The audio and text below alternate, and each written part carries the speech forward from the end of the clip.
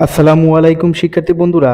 আজ 9 ফেব্রুয়ারি 2025 প্রতিদিনের প্রকাশিত বিভিন্ন দৈনিক পত্রপত্রিকা থেকে সংগ্রহকৃত আমাদের আজকের এই কারেন্ট অ্যাফেয়ার্স। গতকালকের কারেন্ট অ্যাফেয়ার্সে তোমাদের জন্য প্রশ্ন ছিল, মোদের গরব মোদের আশা আমরি বাংলা ভাষা গানটির রচয়িতা কে?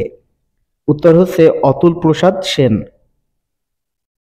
6টি সংস্কার কমিশনের পূর্ণাঙ্গ প্রতিবেদন জমা হয়েছে কবে?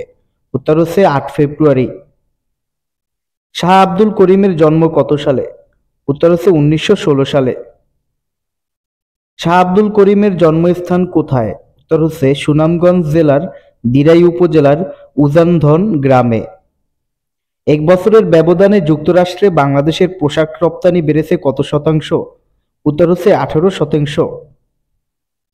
প্রেসিডেন্ট ট্রাম্প নিষেধাজ্ঞা দিয়েছেন কাদের বিরুদ্ধে? উত্তর হচ্ছে আন্তর্জাতিক অপরাধ আদালত আইসিসি এর বিরুদ্ধে। বর্তমানে রোম সংবিধির সদস্য কতটি দেশ? উত্তর হচ্ছে 124টি দেশ।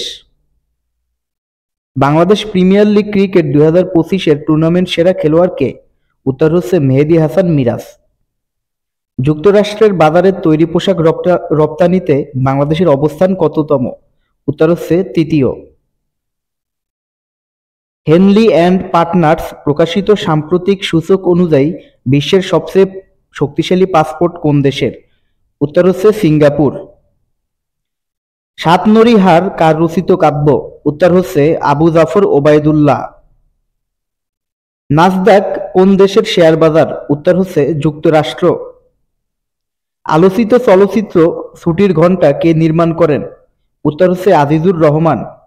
শিক্ষার্থী বন্ধুরা, আগামীকালকে তোমাদের জন্য কুইজ থাকবে।